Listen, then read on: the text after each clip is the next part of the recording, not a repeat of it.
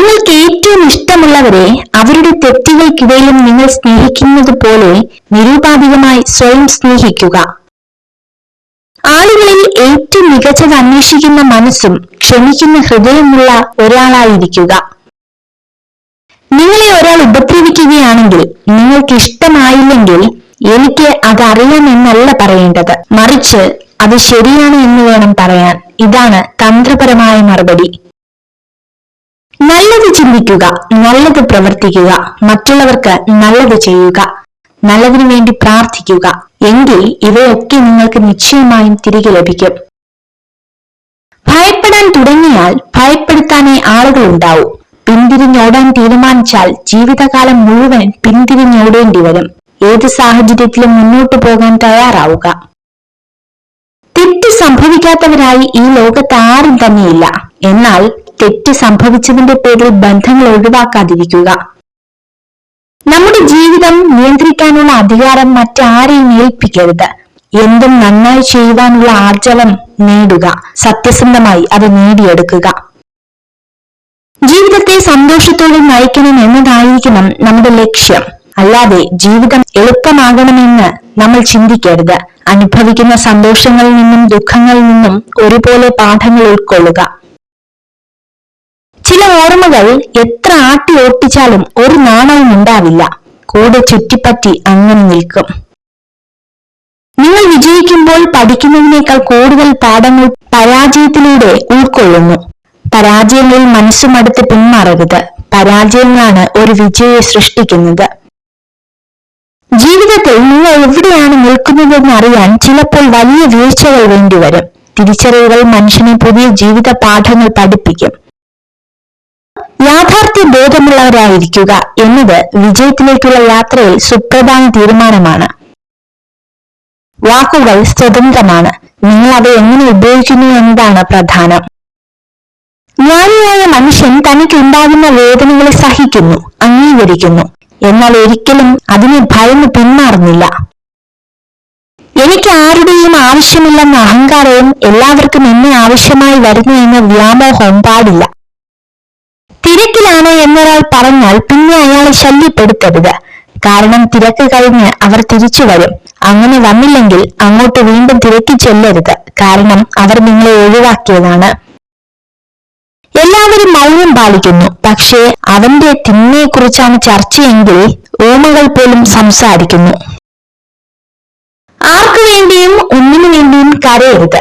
അത് സൗഹൃദമായാലും ബന്ധങ്ങളായാലും. അവിടെ നഷ്ടപ്പെടുന്നത് നമ്മുടെ സമയവും ഊർജവുമാണ്. എത്ര നിസ്സാര കാര്യമായാലും നമ്മുടെ വിലപ്പെട്ട സമയം കളയാൻ പാടില്ല. മറവി കൊണ്ട് മുറിവുണക്കാം എന്നത് വേദനിപ്പിച്ചവരുടെ മാത്രം വ്യാമോഹമാണ്. വേദനയേറ്റവന്റെ ഓർമ്മകൾക്ക് കാലം മൂർച്ച കൂട്ടുന്നു. തളരാത്ത പ്രത്യാശകൾക്ക് മുന്നിൽ തകരാത്ത പ്രതിബന്ധങ്ങളില്ല. പ്രതിസന്ധികളും പരാജയങ്ങളും നമ്മുടെ ആത്മവീര്യത്തെ തകർക്കുമ്പോൾ സ്വപ്നങ്ങൾ സാക്ഷാത്കരിക്കാൻ ഉറച്ച പ്രത്യാശ നമ്മളിൽ ഉണ്ടാവണം. നിങ്ങൾ ഏതെങ്കിലും ഒരു കാര്യത്തിൽ ഉറച്ചു നിൽക്കുകയാണെങ്കിൽ ഒരു വൃക്ഷത്തെ പോലെ ഒറ്റയ്ക്ക് നിൽക്കുക. നിലത്ത് വീണാൽ വീണ്ടും പോരാടാൻ മുളച്ചു വരുന്ന ഒരു വിത്ത് പോലെയാകുക. മണലിലെ കാൽപ്പാടുകൾ വേലിയേറ്റത്തിൽ അപ്രത്യക്ഷമായേക്കാം. പക്ഷേ ദയ, അനുകമ്പ, സ്നേഹം എന്നിവയുടെ മുദ്രകൾ നമ്മുടെ ഹൃദയതീരത്ത് ശാശ്വതമായ അടയാളങ്ങൾ പതിപ്പിക്കുന്നു. കാലം ഏറ്റവും മികച്ച ശില്പിയാണ്. ഭാവിയുടെ സാധ്യതകൾ രൂപപ്പെടുത്തുമ്പോൾ ഭൂതകാല നിമിഷങ്ങൾ കൊത്തിമാറ്റി നമ്മുടെ ജീവിതത്തെ മനോഹരമാക്കുന്നു. കോപം, പശ്ചാത്താപം, വേവലാതി, പക എന്നിവയിൽ നിങ്ങളുടെ സമയം പാഴാക്കരുത്. ജീവിതം വളരെ ചെറുതാണ്. അസന്തുഷ്ടനായി ജീവിക്കരുത്. പുതിയ ജീവിതാനുഭവങ്ങളിലേക്ക് നീങ്ങുക. പഴയകാല അനുഭവങ്ങൾ ഓരോന്നും പാഠങ്ങളാണ്. അവയിൽ തന്നെ മനസ്സിനെ തങ്ങി നിൽക്കാൻ അനുവദിക്കരുത്. തെറ്റുകൾ ചൂണ്ടിക്കാണിച്ചാൽ അറിവുള്ളവർ സ്വയം തിരുത്തും. അറിവില്ലാത്തവർ തർക്കിച്ചുകൊണ്ടേയിരിക്കും. ഏറ്റവും കൂടുതൽ നിറമുള്ളത് മഴവില്ലാണെന്ന് പറയുകയാണെങ്കിൽ നിങ്ങൾക്ക് തെറ്റി. ഏറ്റവും കൂടുതൽ നിറങ്ങളുള്ളത് മനുഷ്യ മനസ്സിനാണ്. സാഹചര്യങ്ങൾക്കനുസരിച്ച് ആളുകളുടെ നിറം മാറിക്കൊണ്ടേയിരിക്കും. ഏറ്റവും വലിയ സൗഭാഗ്യം എന്തെന്നാൽ നിറഞ്ഞു കവിഞ്ഞ സൗന്ദര്യമോ സമ്പാദ്യമോ അല്ല, മനസ്സമാധാനം നിറഞ്ഞ ജീവിതമാണ്.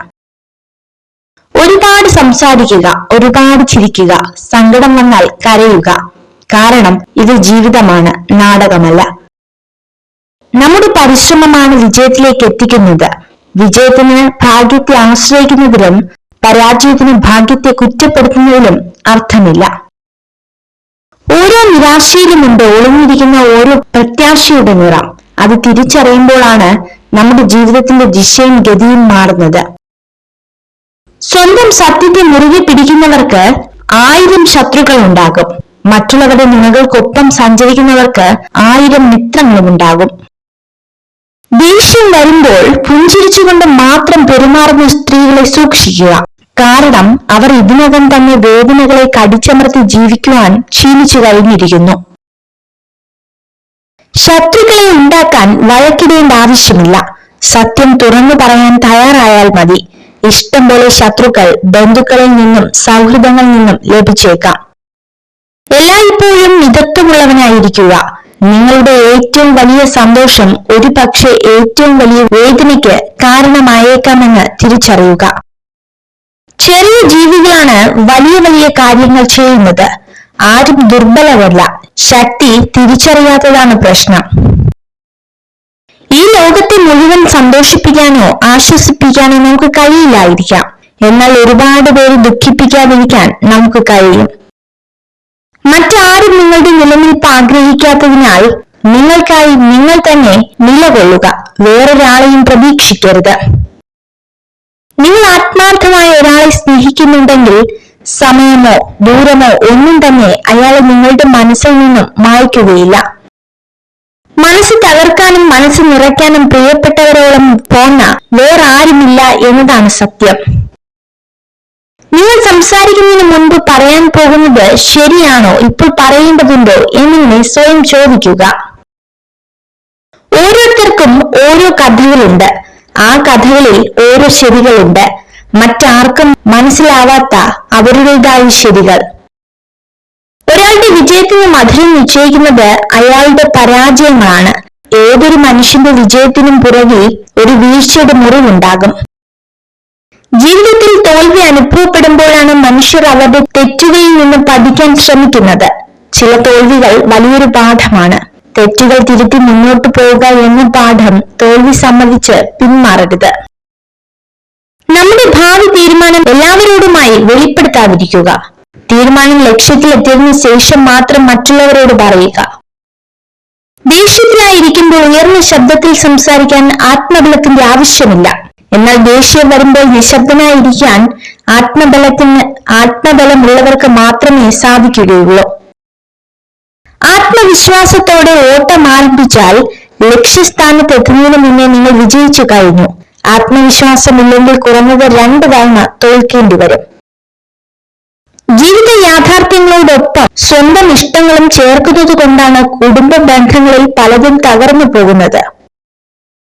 ബുദ്ധിമതിയായ ഒരു സ്ത്രീ തന്റെ ഭർത്താവിനോട് കുടുംബത്തിൽ ഉണ്ടാകുന്ന നിസ്സാര കാര്യങ്ങൾ വലുതാക്കി കാണിക്കില്ല. കൈകൂട്ടി നിൽക്കുന്നവരെല്ലാം ആത്മനിവർത്തികളോ അടിമകളോ ആണെന്ന് കരുതരുത്. കാര്യം കാണുന്നതിനോ കലഹം ഒഴിവാക്കുന്നതിനോ ഉള്ള താൽക്കാലിക തന്ത്രം മാത്രമായിരിക്കും അത്. നിങ്ങൾ ഈ വീഡിയോ കണ്ടതിന് നന്ദി. ഇതുപോലുള്ള കൂടുതൽ വീഡിയോകൾക്കായി ചാനൽ സബ്സ്ക്രൈബ് ചെയ്യൂ.